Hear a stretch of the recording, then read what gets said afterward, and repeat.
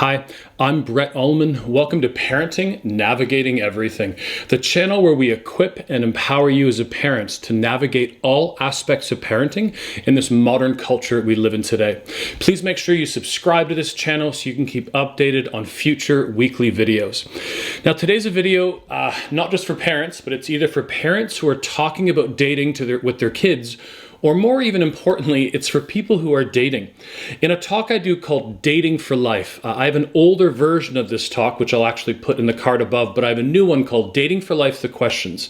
In this talk, I look through all kinds of things. How old should I be when I date? What is dating? How do you break up? But in this talk, I actually also address all the questions you need to go through with the people you are dating to see if you are basically right or not for each other.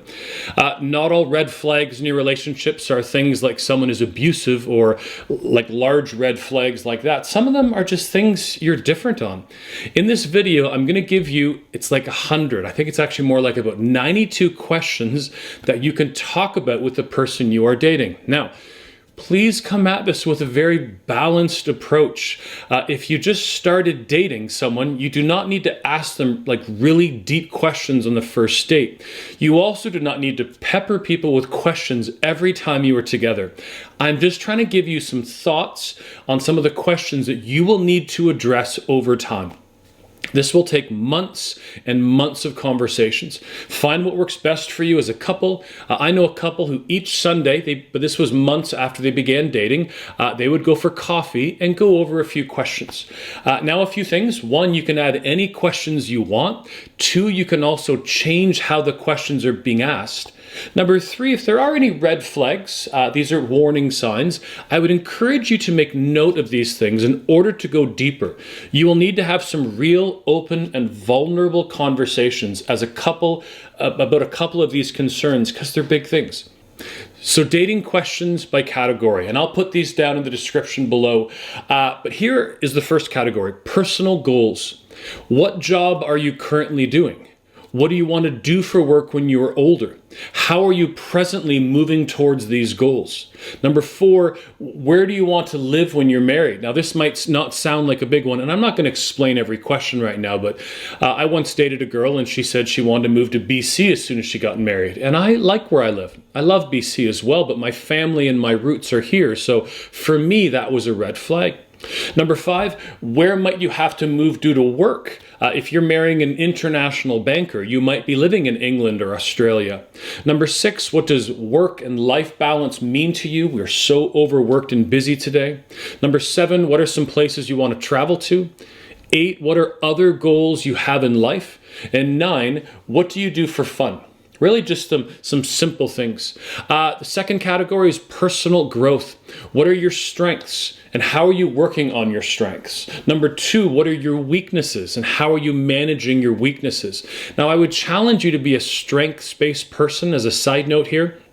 Meaning, work on your strengths. Don't just always work on your weaknesses. I think we head towards mediocrity when all we work on is our weaknesses. Number 3, what is a recent book you have read?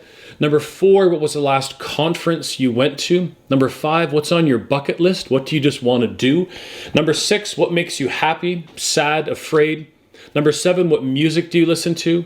Kind of going along with that. Number 8, what movies or TV shows do you enjoy?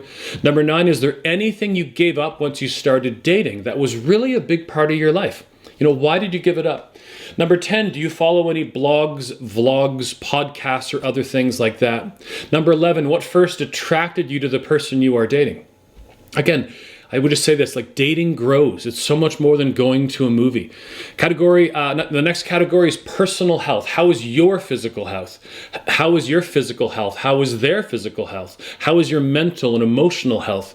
Number 3, what do you do to keep healthy? Number 4, how do you feel about drinking alcohol? Number 5, how do you feel about smoking or vaping? Now, I know different terminologies are today, meaning if you ask a teenager about smoking, they're talking about weed. My generation is cigarettes. And I always kind of joke and say, I would die if I married a smoker. I have asthma. Like I would literally die if I married a smoker. Number 6, how do you feel about using drugs? Number 7, do you have any allergies? Number 8, do you have any health concerns in your family? Again, just dating grows. The next one, faith background. What is your faith background? Number 2, what were you raised to believe about God? Number 3, what do you think of God now?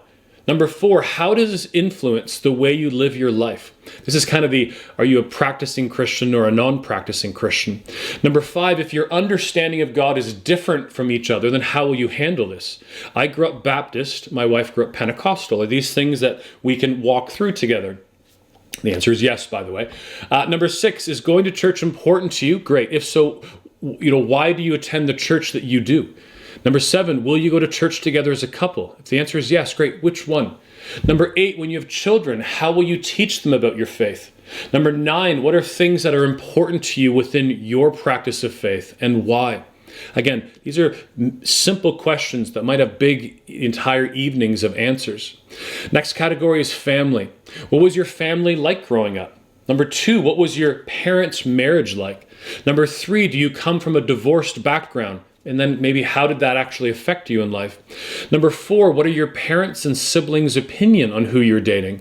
Number 5, what are some family traditions or expectations that doesn't mean they have to, but might affect your relationship? Cottage all summer, family vacations, yearly reunions, weekly family dinners.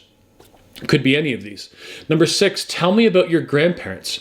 What were they like? Number 7, tell me about your extended family, cousins, aunts, uncles. Next category is children. Here's the most simple question here. Do you want children at some time in your life? I'm not saying to someone, do you want to make a baby with me? I'm saying if you want children and they don't, this is not a relationship, no matter how great they are, that I think you should be pursuing. These are massive red flags. Number 2, how many children? Do you want 7? Do you want 3? Do you want 1? I always wanted 3. My wife wanted 2. We were able to walk through that conversation. Number 3, how long will you wait once you are married until you want to have children? Number 4, if you want kids but are unable to, what will you do? It's an interesting question because I've known a number of great couples who get married, both want kids, then they can't, and then one wants to adopt and one says blood only, and then they get divorced. And you're like, these are important questions that could have been solved. Number 5, what kind of home do you want your kids growing up in? Number 6, will someone stay home with the kids when they are young, or will they be in daycare? Number 7, if someone is staying home, how long will they stay home? Number 8, what do you think of rep sports and competitive dance? And I've coached sports and even rep baseball, so it's not like it's bad, but what do you think of these things? Number 9, what might your parenting style be like? And I'll put a card up of really great parenting styles and just different parenting styles. Number 10, how would you discipline your children? Number 11, what kinds of experiences would you like your children to have? My wife and I are often talking about this. The next category is just simply married life. How will the jobs get done around the house? This is like the ideas of chores and division of labor. Number 2, what does marriage even mean to you? Number 3, what struggles do you see happening when you get married? Number 4, what is your relationship with your girlfriend's or boyfriend's parents? What are your expectations for relationships with extended family? And number 5, do you want pets? Sounds really easy, but if you really want cats and like me, you're allergic to cats, we're never getting a cat. Some of these might be deal breakers. Next category is just finances. What are your future financial goals? It's great to say, I want to be rich and travel the world. How? What education are you pursuing to get that job that might give you that extra income? Number 2, do you have any debt? Great. If so, how much? Number 3, how do you manage credit cards? Do you pay off credit cards at the end of every month, or do you pay interest? I would never have married anyone who just lets credit cards, roll month after month with incredible interest rates. Number 4, do you tithe to your church? And if the answer is yes, then great. What percentage of your income do you give? The average Christian gives, if I'm correct, 2% of their income to the church. I think we need to do more than that. Number 5, do you give to any other charities as well? This is how I exist as a nonprofit. About 40% of my income comes from donations. Number 6, will you have one bank account? We call these joint accounts or separate bank accounts. I think they should be together. Number 7, what are your parents' spending habits? The idea of number 8, what are your spending habits? If those good or bad habits kind of trickled down. Number 9, what do you view as your boyfriend's or girlfriend's spending habits? Do you agree on those things? Number 10, who is paying for your dates? Number 11, what kind of home do you want to live in? Will you rent or buy your residence? Number 12, how much will you eat out at restaurants each week? Number 13, do you want to travel? Number 14, what do you like to spend money on? Cars, etc. See, there's so many things in there. Dating grows. Next category is dating history. How old were you when you began dating? Number 2, what does dating even mean to you? Question 3, how many people have you seriously dated? Number 4, how were your breakups? Interesting question. Number 5, what are your relationships with your past boyfriends and girlfriends?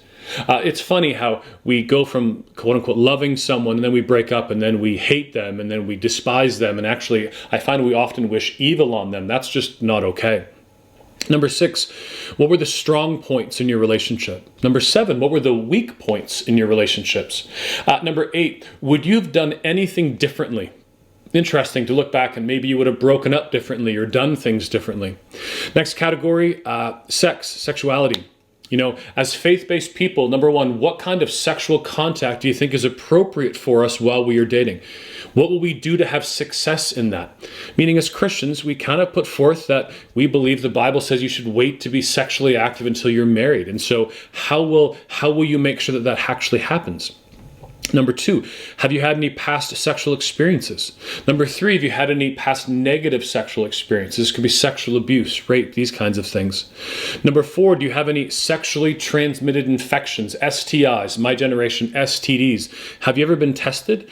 If 1 in 4 teenagers have an STD today, pretty important conversation to have. Number 5, is pornography a struggle for you? How are you dealing with that? Do you have an accountability partner? I think this is one question everyone should be addressing while they're dating. Number 6, can you talk freely about sex and these kinds of conversations with your boyfriend and girlfriend? And basically, number 7, how do you presently even feel about this conversation? Often I hear from Christian students that, sex has been bad, like always preached on as bad for most of their life. Then they get married and it's supposed to be just suddenly now it's good. And they struggle with kind of that. So I think we need a better kind of, I always called it a Christian worldview of healthy sexuality, or a Christian sexual ethic that affects not only our dating and our sex lives and all these other pornography, but it's all of that under that umbrella. Now, there will be a ton of conversations that will arise from these questions. If you've been dating for a while and gone through all of these questions, here's a couple of really tough questions you can ask. Number 1, is there anything that I have not asked that you would need or you would like to share with me? And number 2, is there anything in your past that I should be aware of? This was an interesting one. A number of years ago, I did these questions, and I said to people, don't ask them all right away. And on the way home, 2 15-year-olds dating on the bus, this guy just said, is there anything I should be aware of? Anything I should be aware of? And she said, like Brett said, don't ask those things right away. And he kind of pestered her the whole way home. And finally she blurted out, I was sexually molested by my uncle for most of my life.